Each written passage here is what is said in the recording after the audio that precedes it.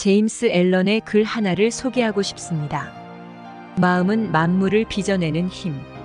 사람이 곧 마음이며 우리 생각은 언제나 뜻하는 바를 빚어내고 실현한다. 모든 기쁨과 고난은 마음에서 비롯하는 것. 마음으로 생각하면 그 생각이 실현되니 우리를 둘러싼 환경은 마음을 반영하는 거울이다. 앨런이 이 글을 쓴 지 100년이 조금 넘었습니다. 저는 50년 넘게 앨런의 글을 공부했는데 해가 갈수록 이 글은 제게 더욱 깊은 의미로 다가옵니다. 이 글은 생각의 법칙에 관한 것입니다. 생각은 인간이 지닌 힘 중에서 가장 강력한 힘입니다. 퓰리처상을 수상한 극작가 아치볼드 매클리스는 자유의 비결이라는 희곡에서 이렇게 말했습니다. 인간을 인간답게 만드는 유일한 특징은 바로 마음이야. 그 밖의 속성은 말이나 돼지에게도 찾을 수 있어. 우습게 표현했지만 참으로 옳은 말입니다. 마음 말고 인간이 지닌 다른 속성은 모두 말이나 돼지에게도 있습니다. 마음에는 한계를 가늠할 수 없는 매우 강력한 에너지가 있습니다. 생각이 만들어내는 진동은 우주적 진동으로 모든 시간과 공간에 침투합니다. 생각의 법칙을 자세히 얘기하기 전에 레이먼드 홀리웰이 번영의 법칙을 따르는 법에서 지적한 요점을 소개하는 게 좋을 것 같네요. 보통 사람에게 삶은 수수께끼이지 깊은 신비이고 이해하지 못할 복잡한 문제다. 혹은 그렇게 느끼며 살아간다. 하지만 삶을 이해하는 열쇠를 지닌 사람에게 삶은 지극히 단순하다. 신비롭다는 것은 무지하다는 것과 같다. 이해하지 못할 때는 모든 것이 신비롭지만 삶을 이해하고 나면 더는 신비롭지 않다. 26살이 될 때까지 제게 인생은 온통 신비였습니다. 홀리웰이 말한 것처럼 이해할 수 없었기 때문입니다. 제 인생은 문제투성이었습니다. 그러는 중에 마인드와 우주의 법칙을 공부하게 되었죠. 지식을 받아들이고 그에 따라 마음을 제어하는데 시간이 걸렸지만 차츰 인생이 바뀌었습니다. 저를 괴롭히는 문제가 하나둘 사라지고 큰 돈을 벌기 시작했습니다. 몸도 건강해져서 병을 앓는 일이 드물어졌습니다. 흥미로운 사람들과 어울리게 되었고 저 역시 더욱 흥미로운 사람이 되었습니다. 흥미로운 사람 주변에는 흥미가 가득하기 때문이죠. 마인드라는 강력한 힘을 사용할 때 모든 것이 변하기 시작합니다. 홀리웰은 이렇게 말했습니다. 인간은 끊임없이 성장하며 진화하는 존재다. 내면의 힘을 개발하고 배양함으로써 우리 앞에 펼쳐진 광대한 진보의 바다를 헤쳐나가 정복할 수 있다. 성장은 그 사람의 마음 상태에 달렸다. 마음은 인생 전반을 좌우하는 힘이자 근본 요소이기 때문이다. 우리의 마음이 어떤 상태인지에 주의를 기울여야 한다. 그 까닭은 우리 마음이 우리 힘과 능력과 에너지가 어떻게 쓰이는지 방향과 실행력을 제어하고 결국 이 모든 것이 함께 작용해 개인의 인생과 운명을 결정짓기 때문이다. 마인드가 어떤지가 가장 중요합니다. 사실 그게 전부라고 할 수 있죠. 하지만 사람들은 외부 환경을 바꿔야 변화할 수 있다는 믿음이 있습니다. 그렇게 교육받았기 때문입니다. 외부 세계에 이것도 고치고 저것도 고쳐야 한다고 믿는 거죠. 인간은 시각, 청각, 후각, 미각, 촉각 등 감각의 의지에 살아가도록 배웁니다. 의외로 의지, 관점, 상상, 직감, 기억, 판단 같은 고등한 지적 능력에 주의를 기울이지 않습니다. 하지만 변화를 끌어내는 힘은 바로 이 지적 능력에 있고 모든 변화는 내면에서 시작합니다. 외부 세계에서 일어나는 일은 일부러 바꾸지 않아도 됩니다. 은행 계좌 잔액이든 건강이든 그건 문제가 아닙니다. 생각의 힘을 제어하게 되면 건강이 호전되고 은행 계좌의 잔액이 달라집니다. 아니, 인생의 모든 것이 바뀌기 시작합니다. 우리에게는 생각할 힘이 있습니다. 그리고 우리가 생각한 것이 그대로 인생에서 결과로 나타납니다. 의심할 여지 없이 분명한 사실이 있습니다. 앞서도 언급했지만 다시 강조하고 싶네요. 우리가 떠올린 생각에 감정을 이입하면 그 생각이 곧 우리 몸의 진동을 결정합니다. 우리 몸은 거대한 자기 에너지입니다. 이는 실제로 확인 가능한 사실입니다. 암실에서 적외선 카메라로 우리 몸을 촬영하면 에너지를 반사하고 방출하는 형태를 눈으로 볼 수 있습니다. 만약 몸에서 내보내는 에너지의 소리를 들을 수 있다면 마치 교향곡처럼 들릴 겁니다. 눈에 보이는 우리 몸은 그저 하나의 사물입니다. 하지만 우리 몸은 단순한 사물이 아닙니다. 인간의 몸은 지구상에서 가장 놀라운 도구입니다. 우리는 육신 안에 있고 우리가 하는 생각이 육신이 하려는 일을 결정합니다. 행동에 따라 결과가 달라진다는 사실은 모두 알고 있지요. 결과를 바꾸고 싶다면 행동을 바꿔야 합니다. 하지만 생각에 집중하지 않으면 행동이 바뀌지 않습니다. 반복해서 떠올리는 생각이 잠재의식에 뿌리내립니다. 그리고 그렇게 각인된 생각이 우리 삶에서 일어나는 일들을 결정합니다. 홀리웰의 말을 들어봅시다. 어떤 이들은 두 가지를 처리해야 한다고 말한다. 좋은 것을 끌어당기려면 나쁜 것을 제거해야 한다는 것이다. 하지만 이는 사실이 아니다. 우리가 추울 때 체온을 올리려고 추위와 열기를 모두 처리할 필요가 없는 것과 같다. 불을 피우고 가까이 다가가 거기서 나오는 열기를 느끼면 몸이 따뜻해진다. 몸을 따뜻하게 데우면 추위가 사라진다. 몸을 따뜻하게 하려면 온기를 만들어내는 것에 온 생각을 모아야 한다. 추위에 신경 쓰지 말고 열기를 생각할 때 열기를 끌어당긴다. 번영과 빈곤은 따로 존재하는 것이 아니다. 한 가지 힘에서 나오는 두 가지 모습이다. 하나의 힘이 옳게 사용되었거나 잘못 사용된 결과일 뿐이다. 풍요한 삶을 생각하면서 동시에 궁핍한 삶을 생각할 수는 없다. 우리가 바라는 것은 풍요다. 풍요를 생각할 때는 풍요에 몰입하거나 그 반대인 궁핍이 사라진다. 우리가 원하는 상태에 온 생각을 집중할 때 그 열망이 이루어진다. 우리는 좋은 것과 나쁜 것, 옳은 것과 그른 것, 번영과 궁핍처럼 상반된 두 가지 힘을 동시에 처리할 필요가 없다. 선의 법칙에 따라 좋은 생각에 집중하면 모든 유익함을 끌어당길 것이다. 인생을 바꾸고 싶나요? 그렇다면 자신의 마인드가 어떤지 깊이 들여다봐야 합니다. 올더스 헉슬리가 지적한 것처럼 온 우주에서 우리가 고칠 수 있는 것은 오직 자기 자신뿐입니다. 외부 세계의 조건은 모두 내면에서 벌어진 일의 반영일 뿐입니다. 우리는 생각을 선택할 수 있고 그 생각이 삶을 결정합니다. 우리는 머릿속으로 떠올리는 생각대로 살게 됩니다. 그것이 생각의 법칙입니다. 사람은 타고난 성향에 따라 좌뇌 혹은 우뇌를 주로 사용합니다. 우뇌는 창의성을 담당하죠. 색, 이미지, 음악, 느낌이나 기분 등을 다룹니다. 좌뇌는 정보를 분석적으로 처리합니다. 그래서 좌뇌를 주로 사용하는 사람은 논리적 사고에 능숙합니다. 좌뇌를 주로 활용하는 사람은 생각의 법칙을 처음 접할 때 어려움을 겪곤 합니다.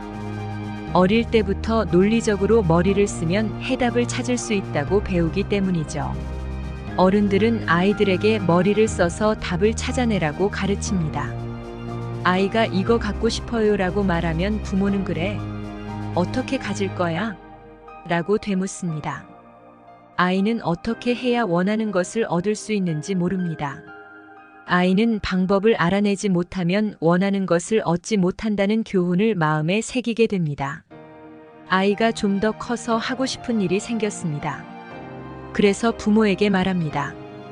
부모는 뭐라고 할까요? 그럴 돈은 어디서 나오는데? 돈이 어디서 나오는지 모르는 아이는 결국 꿈을 포기해야겠다고 생각하게 됩니다. 그렇게 꿈을 내려놓는 거죠. 안타깝게도 우리는 아주 이른 나이부터 이런 사고방식을 습득합니다. 이처럼 환경이 행동 발달에 미치는 영향을 조건화라고 합니다. 하고 싶은 일이 있어도 돈을 어떻게 마련할지 모르면 그냥 포기하는 게 옳다고 생각하는 습관이 형성되는 거죠. 원하는 목표가 있어도 그 목표를 어떻게 달성할지 알 수 없으면 목표 자체를 포기하게 됩니다. 목표를 세우고 그것을 성취할 계획까지 세울 수 있을 때만 이 일은 할 수 있다고 하고, 그러지 못할 때는 물러나기만 합니다. 할 수 있는 일만 하는 것은 진정한 의미의 목표 설정이 아닙니다. 자신이 해낼 수 있는 게 확실한 안전한 목표를 추구하는 것에 불과해요. 자신이 할 수 있다고 여기는 목표만 추구할 때는 아무런 영감도 생기지 않습니다. 성공을 보장할 수 없어도 진정으로 원하는 것을 좇아야 합니다. 할 수 있다고 확신하는 일을 목표로 삼는 것이 진정한 목표가 아니라는 이유가 궁금한가요? 애초에 목표를 세운 이유를 생각해 보십시오. 자동차를 사고 집을 사고 혹은 일자리를 얻는 게 목표인가요? 그건 진짜 목표가 아닙니다. 의식 수준을 높이는 것을 목표로 삼아야 합니다. 목표를 세우는 것은 잠재력을 끌어내고 자기다움을 회복하기 위해서입니다. 자기를 이해하고 나면 무슨 일을 하든 더 큰 즐거움을 누릴 수 있게 됩니다. 할 수 있는 일만 목표로 삼는 것은 죽어가는 삶이나 마찬가지입니다. 열정을 끌어내지 못하죠. 다른 사람도 당신의 목표를 그리 열심히 지원하지 않을 겁니다. 그러다 보면 중간에 그만둘 가능이 큽니다. 하지만 영감을 주고 열정을 끌어내는 목표를 세운다면 남들이 돕지 않아도 아무런 문제가 되지 않습니다. 짜릿함을 주는 목표라면 내면에서 열정이 타오르니까요. 그렇게 살아야 진정으로 사는 것입니다. 만약 당신이 어떤 아이디어의 실현 가능성을 본다면 그 일을 해낼 수 있습니다. 어떤 방법으로 해낼지 지금은 대답할 수 없어도 그 일을 해낸 후에는 방법을 설명할 수 있을 겁니다. 꿈을 실현하는 데는 능력만 중요한 게 아닙니다. 믿음이 중요합니다. 아이디어를 마음에 품으면 그 아이디어와 같은 주파수와 연결되어 그 꿈을 실현하도록 끌어당길 것이라는 믿음이 중요합니다. 우리가 생각의 법칙을 반드시 배워야 하는 이유입니다. 이 법칙이 우리 삶에 미치는 영향을 알아야 합니다.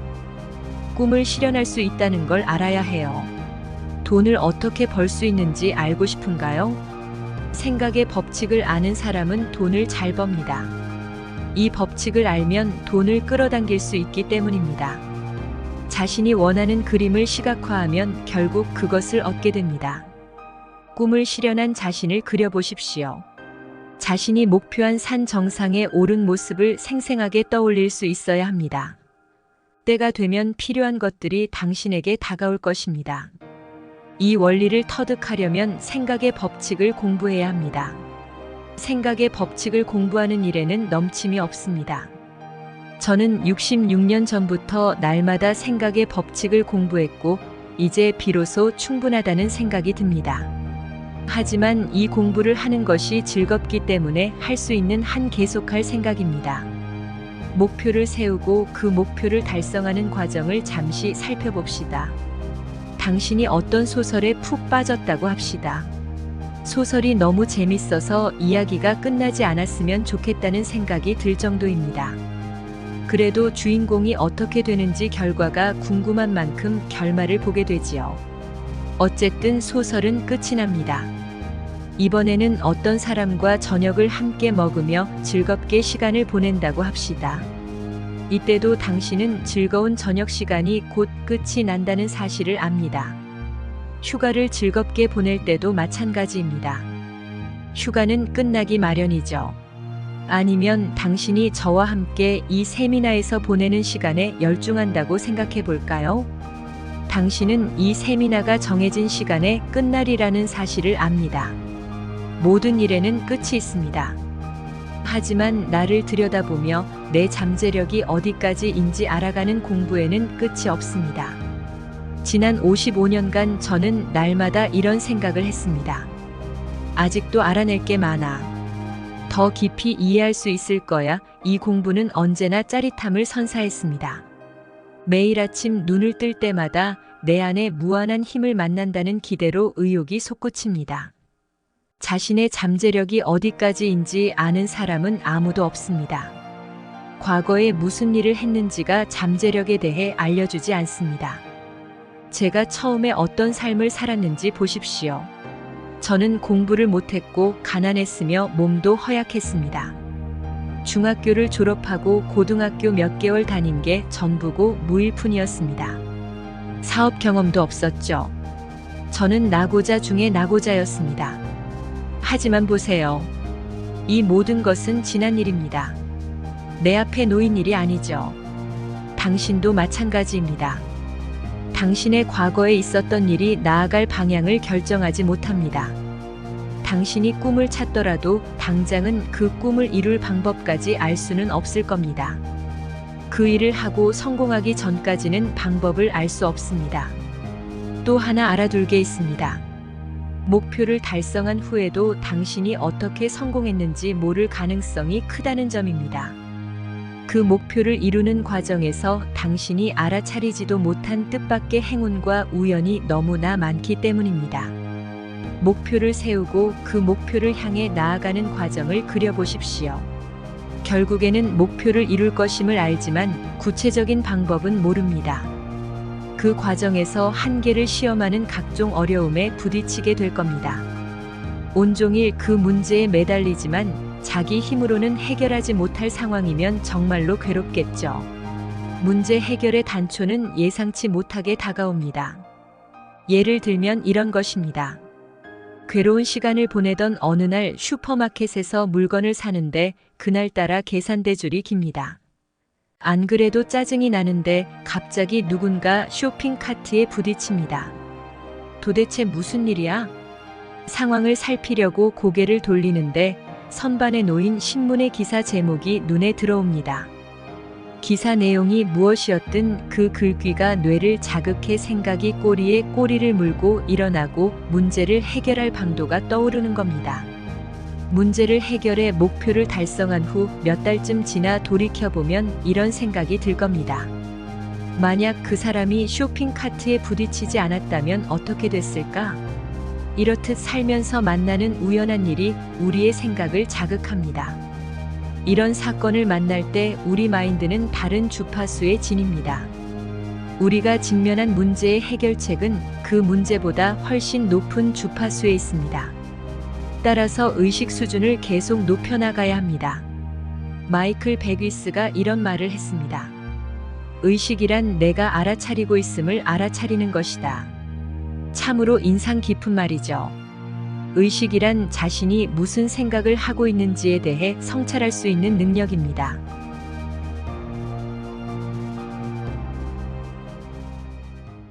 이 책은 몇몇 독자들에게는 정말로 좋은 책일 것이다. 여기서 모든 독자에게라고 하지 않은 이유는 인생을 바꾸기 위해 마음을 먹는 일이 대단히 어렵고 중요하다는 것을 강조하고 싶어서다. 이 몇몇 독자에 들어갈지 말지 결정하는 것은 바로 당신이다. 패러다임을 바꾸기 위해서는 말 그대로 어마어마한 결심이 필요하다. 지금껏 우리가 배워온 거의 모든 것과 반대로 나아가야 하기 때문이다. 우리는 학교에 가고 책을 펼치고 그 책을 읽고 내용을 질문하고 다시 다른 책으로 넘어간다. 그러나 이런 식으로는 책에 담긴 내용을 제대로 이해할 수 없다. 그저 한번 읽고 넘어가는 것만으로는 자기 것으로 만들기 어렵다. 패러다임은 반복을 통해 만들어진다. 그것도 꾸준하고 일정한 간격으로 진행되는 반복적인 생각과 행동을 통해 만들어진다. 우리의 인생은 결국 패러다임을 통해 만들어지고 변한다. 하지만 대부분 사람은 이 말이 그다지 와닿지 않을 것이다. 왜냐하면 지금까지 지내왔던 방식, 과거에 교육받았던 방식에 연결되어 있기 때문이다. 우리는 패러다임이 무엇인지 전혀 배우지 못했으며 그저 정보를 수집했을 뿐이다. 이른바 명문대라고 불리는 곳에서 학위를 취득하고서도 허우적대며 인생을 살아가는 사람들이 있다. 이들은 돈을 많이 벌지도 못하고 직장에서 높은 지위로 올라가지도 못한다. 사업을 하는 사람이라면 도산하거나 폐업하기도 한다. 아마도 이 대목에서 독자들은 아니, 엄청나게 똑똑한 사람들이 왜 그런 거지? 라고 생각할 것이다. 사실 이 사람들은 그다지 똑똑하지 않다. 엄청나게 많은 정보와 지식을 축적했지만 이를 활용하지 않고 내재된 패러다임에 따라 행동한다. 어떻게 해야 하는지 배우고 아는 대로 행동하지 않고 무언가 알 수 없는 이유로 그 사실조차 깨닫지 못하는 것이다. 즉, 이들은 잠깐 멈춰서서 자신의 행동을 돌아보지 못하고 가지고 있는 정보, 지식과 관련짓지 못한다. 수년에 걸쳐 내가 깨달은 사실은 성공한 사람들에게는 무의식적으로 발휘하는 능력이 있다는 것이다. 이들은 왜 자신이 그렇게 행동했는지 똑떨어지게 설명하지 못했다. 수백만 달러를 보유한 자산가, 명망 있는 기업의 창업자 역시 이유를 알지 못하고 자녀들에게도 알려줄 수 없었다. 물어보면 다만 그냥 그렇게 했어요 라고 말할 뿐이다. 사람들은 이들이 똑똑해서 그렇다고 하지만 실은 똑똑한 것과는 상관이 없다. 관련 있는 것은 패러다임이다. 패러다임은 우리의 삶을 상상할 수 없을 정도로 크게 좌우한다. 어떤 분야에서든 성공은 우리 마음속에서 무슨 일이 벌어지느냐에 달려있다. 외부에서 벌어지는 일과는 아무런 상관이 없다. 어떤 사람들은 경제적으로 어려운 상황에 직면했을 때조차 굉장히 잘 이겨낸다. 대공황 시대에도 모두가 일자리를 잃었던 것은 아니며 모두가 파산하지도 않았다. 일부는 수백만 달러를 벌어들이며 크게 성공했다. 왜 그들은 큰 성공을 거두었을까? 대체 무슨 일이 벌어진 걸까? 어떻게 그들은 이겨낼 수 있었을까? 그들은 마음에서 성공을 이뤄냈다. 성공은 안에서부터 밖으로 이루어지는 것이며 밖에서 안으로는 이루어지지 않는다. 그러나 우리는 바깥 세상의 영향을 받아 움직인다. 그렇게 훈련받았기 때문이다. 말하자면 우리는 바깥 세상이 조종하는 대로 따르도록 프로그래밍 되어 있다. 단순히 긍정적으로 생각하는 것만으로는 아무 일도 할 수 없다. 그건 환상일 뿐이다. 우리에게는 패러다임의 변화가 필요하다. 패러다임은 우리의 잠재의식 속에 새겨진 수많은 아이디어로 흔히 습관이라고 알려져 있다. 즉, 패러다임은 잠재의식에 새겨진 수많은 습관이다. 습관은 의식적으로 생각하지 않고 저절로 나오는 생각을 말한다. 매일 우리는 수많은 행동을 하지만 대부분은 의식하지 않고 기계적으로 움직인다. 차를 운전하는 것도 그런 예다. 운전을 하기 위해 일부러 생각할 필요는 없다. 이미 그렇게 프로그래밍 됐기 때문이다. 아침에 일어나서 2~3시간 동안 자신이 하는 행동을 객관적으로 관찰해보면 그런 행동들로는 우리가 열망하는 성공을 거둘 수 없음을 깨달을 것이다. 그리고 스스로 이렇게 물어보게 된다. 내가 왜 이런 식으로 행동하는 거지? 우리는 매일 똑같은 행동을 하는데 이는 그렇게 하도록 프로그래밍 되었기 때문이다. 말하자면 우리는 이미 태어나기 전부터 유전적으로 프로그래밍 되었기 때문에 친척들과 닮은 꼴을 하고 있다. 우리 한 사람 한 사람은 여러 세대를 거슬러 올라가는 유전자 풀의 집합체다. 유전자는 우리를 제어하며 우리가 하는 모든 일을 제어한다. 한 사람의 패러다임은 학교에서 배운 것과는 상관이 없다. 애초에 형편없는 패러다임을 가진 사람이라면 제 아무리 뛰어난 교육을 받더라도 실패하고 만다. 훌륭한 교육이 전혀 도움이 되지 않는 것이다. 따라서 가장 먼저 패러다임이 어떻게 형성되는지를 이해해야 한다. 그 다음에는 이것이 어떻게 변하는지 알아야 한다. 이쯤에서 대부분 사람이 이해하기를 포기한다. 학교에서 가르쳐 주지도 않고 이를 알려주는 세미나도 거의 없기 때문이다. 어느 날 문득 나는 이 생각을 떠올리며 충격을 받았다. 이 업계에서 계속 일해왔는데도 나 역시 그 원리를 정말로 이해하지 못했기 때문이었다. 1961년으로 거슬러 올라가자. 나는 1년에 $4,000를 벌면서 $6,000의 빚을 지고 있었다. 그때는 어떻게 해야 그 상황을 벗어날 수 있을지 눈앞이 캄캄하기만 했다. 5년 후 나는 1년에 $1,000,000를 벌면서 토론토, 몬트리올, 보스턴, 클리블랜드, 애틀란타, 런던에 지사를 둔 기업을 운영하는 사업가가 됐다. 나는 너무나 제멋대로 살았다. 당시 런던에 살았는데 무작정 이사를 와서 회사를 세웠다. 플레이보이 클럽에 다니며 룰렛 도박을 했고 돈을 잃어도 상관하지 않았다. 돈이 어디서 나오고 어떻게 벌어들이는지 알기 때문이었다. 어느 날 문득 이런 의문이 들었다.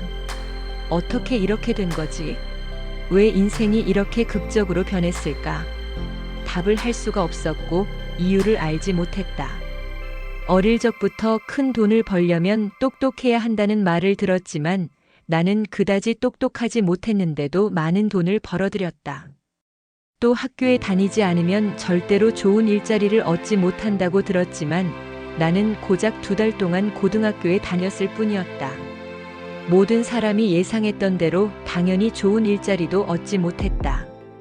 그러나 나중에는 회사 전체를 통째로 가지게 되었다. 그때부터였다. 자라면서 듣고 믿었던 모든 것을 되돌아보기 시작했고 그중 대부분은 사실이 아님을 깨달았다. 한 사람이 다른 누군가보다 뛰어날 수 있을까? 아니다. 그 누구도 다른 사람보다 뛰어날 수는 없다. 조금 더 나은 결과를 얻거나 조금 더 많은 돈을 벌거나 좀 더 생산적이거나 좀 더 빨리 뛸 수는 있지만 우리는 모두 똑같은 존재다. 우리 모두를 불에 태운다면 똑같은 상태로 사그라질 것이다. 우리는 질량이자 에너지이고 진동이다. 피부색과 몸의 크기, 성별은 아무 의미도 없다. 우리는 모두 동일한 존재이며 동일한 법칙의 지배를 받는다. 그 법칙들은 변하지 않으며 사람이 만들어낸 법칙이 아니기 때문에 사람이 바꿀 수도 없다. 성공은 바로 이 법칙들과 조화를 이루는 이해와 능력에 달려 있다. 그렇게 깨닫고 나자 가슴이 벅차오르며 머릿속 모든 것이 바뀌기 시작했다. 그동안 내가 왜 그렇게 행동하는지 몰랐고 왜 잘 되는지도 몰랐다. 정규 교육도 받지도 못했고 사업 경험도 없었다. 그래서 결심했다. 이걸 반드시 알아내겠어. 내가 왜 성공할 수 있었는지 알아낼 거야. 사실 이 주제는 학교에 들어가기 전부터 가르쳐야 한다. 이것은 심지어 아기도 배울 수 있다. 인간은 지성을 높이는 데 집착했고 깨우침을 얻는 데는 소홀했다. 2-3가지 분야에서 박사학위를 딴 사람도 어떻게 돈을 벌고 사업을 일으키는지, 어떻게 자기 개발을 할 수 있는지는 깨우치지 못할 수 있다. 결국 깨우침이 핵심이다. 우리는 무한한 지성으로 신과 우리가 하나 될 수 있음을 깨우치고 싶어 한다. 더 많이 깨우칠수록 그 깨우침은 우리의 성과에 더 많이 반영되고 깨우침이 부족할 때도 성과로 나타난다. 나이팅게일은 그가 진행한 가장 유명한 프로그램인 가장 낯선 비밀에서 당신은 당신이 생각하는 대로 된다라고 말했다. 우리가 자신을 더 많이 들여다볼수록 생각은 심오해진다. 여기에 하나를 덧붙이면 생각을 어떻게 선택하는지에 따라 우리는 자신을 제어할 수 있다. 이 세상에서 우리가 바꿀 수 있는 부분은 단 한 가지, 바로 자기 자신이다. 이 사실을 이해하고 시작해야 한다. 그 외에는 아무것도 바꿀 수 없다. 우리를 둘러싼 상황이나 조건을 바꿀 수 없으며 계속 벌어지는 상황에 적응하면서 앞으로 나아가야 한다. 그리고 그런 외부 조건보다 우리 자신이 더 크고 위대한 존재임을 이해해야만 한다. 나는 외부 조건에 그다지 많은 시간을 할애하지 않는다. 상황은 곧 지나가며 또 다른 상황이 찾아올 테니 말이다. 바깥 세상에는 허락만 된다면 우리를 지배하려고 달려드는 뭔가가 있기 마련이다. 나는 그렇게 내버려 두는 것을 선택하지 않았다. 내가 나를 지배한다. 나아가 관건은 무엇을 생각하느냐가 아니라 무엇을 내면화하느냐다. 생각은 내면화하지 않고도 할 수 있기 때문이다. 그러나 우리는 이 생각을 내면화해야 하고 감정을 담아야 한다. 그렇지 않으면 아무런 도움이 되지 않을 것이다. 생각을 그저 의식하기만 하면 부자가 되고 싶다고 생각하면서도 가난하게 살 수 있다. 부자가 되겠다는 생각을 내면화해야 가난에서 벗어날 수 있다.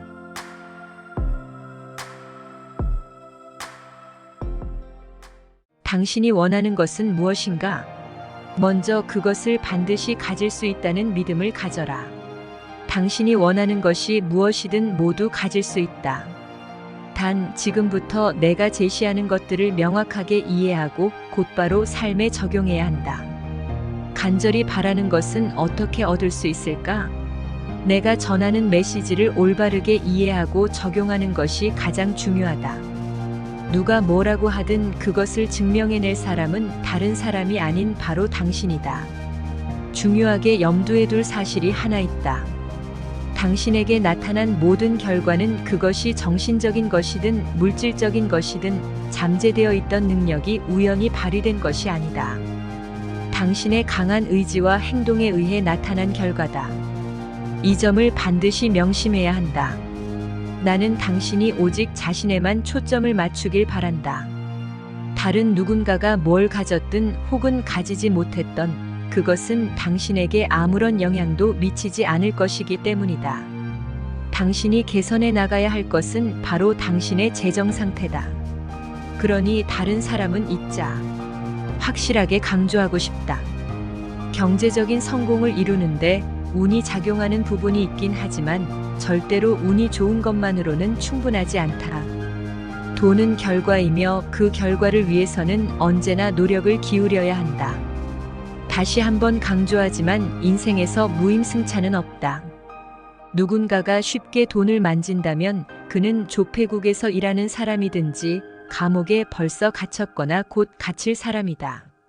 언제나 이 사실을 명심하자. 운은 경제적 성공을 이루는 한 가지 요소이긴 하지만 반드시 노력과 수고가 함께 따라야 한다는 것을. 돈이라는 주제를 꺼냈을 때 부유한 사람들은 절대로 불편하게 느끼지 않는다는 걸 알아야 한다. 부자들은 돈을 가졌기 때문에 마음 편하게 느끼는 것이 아니다. 돈에 대해 마음 편하게 느끼기 때문에 돈을 가진 것이다. 부자들이 돈을 가진 한 가지 이유는 우리가 후에 설명할 번영의식이라는 의식 상태를 발달시켜 왔기 때문이다. 따라서 우리가 돈을 수중으로 끌어오고 싶다면 번영의식을 마음에 새겨야 한다는 결론에 이른다. 이제 자신에게 다음과 같은 질문을 해보자. 어떻게 하면 이 번영의식을 스스로 키워나갈 수 있을까? 번영의식을 발달시킬 수 있는 최고의 방법은 열망하는 만큼의 돈을 이미 소유하고 있는 자신의 모습을 마음의 눈으로 보는 것이다. 잠재의식은 실제로 돈을 소유한 것과 단순한 시각화를 구분하지 못한다. 그러니 시각화를 반복하면 당신은 곧 돈에 대한 생각을 아주 편안히 받아들이게 된다. 그 결과 돈을 끌어당기기 시작할 것이다. 이것은 결코 장난이 아니다. 당신이 할 수 있는 가장 현명한 행동 가운데 하나임을 꼭 강조하고 싶다. 당신은 부자이며 부자가 되니 기분이 좋다고 잠재의식에 확실히 심어두어라. 그렇게 하는데 성공한다면 잠재의식은 부자가 되었다는 상상 속 기분을 실질적인 형태로 구현할 방법을 자동으로 찾아낸다. 유념해야 할 것이 하나 더 있다. 이는 돈을 벌고 싶다면 절대로 하지 말아야 할 한 가지다. 바로 원하는 만큼 돈을 벌 수 있을지 혹은 그 돈을 지킬 수 있을지 걱정하는 것이다. 또 하나 주의할 점이 있는데 이는 가장 먼저 실천해야 할 일이기도 하다. 정말로 현재 벌고 있는 돈보다 훨씬 더 많은 돈을 벌고자 한다면 주변 사람들이 하는 말에 흔들리지 말아야 한다. 그보다는 자기 내면에서 들려오는 조용한 목소리에 충분히 주의를 기울이는 법부터 배워야 한다. 쉽게 말하면 외부의 영향에 덜 민감해져야 하며 당신 내면에 존재하는 본능과 느낌을 믿고 의존할 수 있도록 노력해야 한다는 의미다. 우리는 이미 풍요로움의 세계, 즉 부의 세계에 둘러싸여 있다. 이런 부의 세계를 이해하기 위해서는 반드시 생각이란 걸 해야 한다. 번영의 이미지 혹은 번영의식을 창조해낼 생각의 에너지가 흘러들어올 수 있게 마음을 열어야 한다. 의식이란 언제나 그래왔듯 생각을 통해 개발된다. 인생을 살면서 발전하고 진정으로 부자가 되길 바란다면 마음속으로 반드시 번영을 생각해야만 한다. 현재의 처지가 어떻든 상관없다. 지금 당장 시작하자. 내일이나 다음 주, 다음 달이나 다음 해로 미루지 말자. 바로 지금 해야 한다. 생각은 인간이 할 수 있는 가장 높은 수준의 일이지만 안타깝게도 사람들은 거의 생각을 하지 않는다. 지금 이 순간 관점을 바꿔 새로운 사고방식으로 생각하기 시작해야 한다. 그래야만 몸속 모든 조직이 이 새로운 생각의 에너지로 채워질 수 있다. 당신의 몸은 수없이 많은 세포로 이루어져 있고 생각이 만들어내는 자극은 그 세포들의 움직임에 영향을 준다. 느긋하게 생각하기 시작하면 우리의 몸은 즉시 느긋해진다. 걱정스럽고 두려운 생각을 품는 순간 우리의 몸은 뻣뻣해지면서 긴장한다. 번영에 대해 생각하면서 생각의 에너지에 푹 빠져보자. 그리고 자신을 풍요의 바닷속에서 수영하는 아주 부유하고 유복한 사람이라고 상상해보자. 당신의 몸과 마음은 즉시 번영의 진동 안으로 들어가서 부자가 되는데 필요한 모든 것을 마치 자석처럼 끌어당기기 시작할 것이다. 물질 세계에서는 번영을 정신적으로 인식하는 것이 언제나 부보다 먼저다. 오늘날 케네디 가라든지 브론 푸먼가처럼 어마어마한 금수저 집안에서 태어난 아이들에게는 번영을 떠올리고 이 번영 의식을 갖추는 일이 어렵지 않다. 그들은 태어난 그 순간부터 번영 속에 있었고 번영을 생각했기 때문이다. 우리는 이 아이들을 가리켜 번영에 길들여져 있다거나 조건화되어 있다고 한다. 사람들 대부분은 그런 환경에서 태어나지 못했기 때문에 번영의 생각에 익숙지 않다. 따라서 다음의 내용을 잘 이해해야만 한다. 1. 우리는 어떻게 조건화되어 왔는가? 2. 우리는 왜 지금과 같은 결과를 얻고 있는가? 3. 우리는 어떻게 생각의 방식 또는 조건화의 방식을 바꿀 수 있는가? 물론 쉬운 일이 아니다.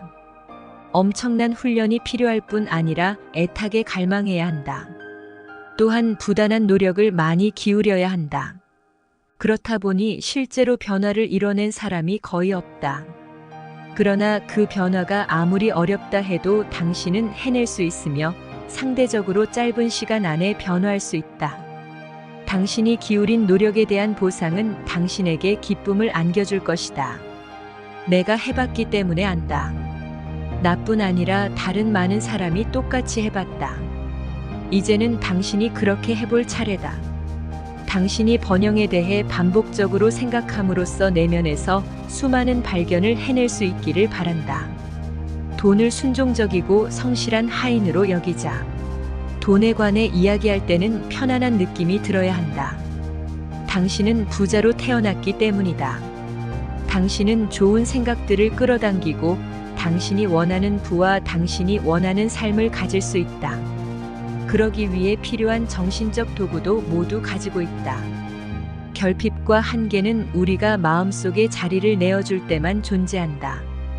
그러나 번영의식은 결핍도 한계도 모른다. 돈을 벌어들이는 자신의 능력을 펼칠 수 있도록 문을 활짝 열어보자. 당신이 늘 찾고자 했으며 원해왔던 부가 거꾸로 당신을 찾아오려 한다는 사실을 이해해야 한다. 이제 의식적 마음의 문을 활짝 열고 부를 받아들이기 시작하자. 소유하려면 마음속으로 먼저 상상해야 한다. 먼저 위대한 부를 소유한 당신의 모습을 시각화하는 습관을 들이는 것으로 시작한다. 그 돈으로 할 수 있는 일을 몇 가지 떠올리고 마음속으로 그 일을 시작해보자.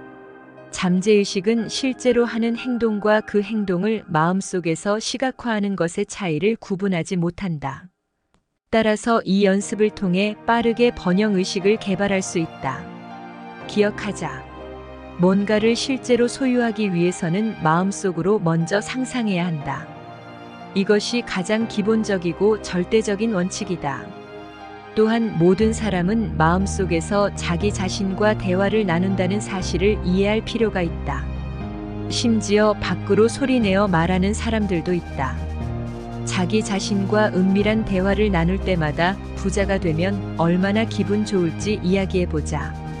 부자가 된 자신에게 축하를 보내고 다른 사람들이 전하는 축하에도 귀를 기울여라. 마치 장난이나 게임을 하는 것처럼 느껴질지도 모른다. 하지만 당신이 할 수 있는 가장 현명한 행동 가운데 하나를 실행에 옮기는 것임을 깨달아야 한다. 당신은 더 높은 단계의 잠재력에서 더 낮은 단계의 잠재력을 향해 노력하고 있기 때문이다. 경제적 성공의 개념은 저절로 형성되지 않는다. 개념을 형성하기 위해서는 의식적인 생각을 해야 하며 항상 인간성이 그 과정에 개입해야 한다. 이 부분이 바로 인간을 신과 같은 존재 혹은 창조적인 존재로 만들어준다. 경제적 성공이라는 이 아름다운 개념 또는 그림을 마음속에 품어라. 그러면 당신은 마침내 그 개념이 인생에서 모습을 드러내도록 만들 수 있다. 현실의 세계에서 결과를 바꾸거나 발전시키기를 진정으로 바란다면 반드시 당신의 생각을 바꿔야 한다. 그것도 당장 말이다. 이 문장을 반복해서 말하자. 나는 번영한다. 나는 부유하다. 돈은 좋은 것이다. 새로운 태도나 의식이 구체적으로 나타났을 때 할 일을 하고 있는 자기 자신의 모습을 마음의 눈으로 바라보자. 위대한 부를 시각화하고 이미 그 부를 소유한 자신을 느껴보자. 그러나 잊지 말아야 한다. 돈은 하인이고 주인은 당신이다. 매일 여러 차례 돈과 나라고 혼자 되뇌어 보자. 부를 떠올릴 때 얼마나 기분이 좋아지는지를 완전히 깨달을 때까지 반복하고 또 반복하자. 돈에 관한 이 새로운 개념을 명확하게 파악하고 당신이 배운 것을 자신 있게 설명할 수 있을 때까지는 사람들과 이야기를 나누지 말자. 진실을 이해하지 못하는 사람들에게 부정적인 평가를 들어봤자 아무런 도움이 되지 않는다. 그저 자신에 대해 의구심만 품게 될 뿐이다. 그런 일이 벌어지도록 허용해선 안 된다. 돈과 나에 대해 생각할 때면 마음속 스크린 위에 아름다운 그림을 띄울 수 있어야 한다.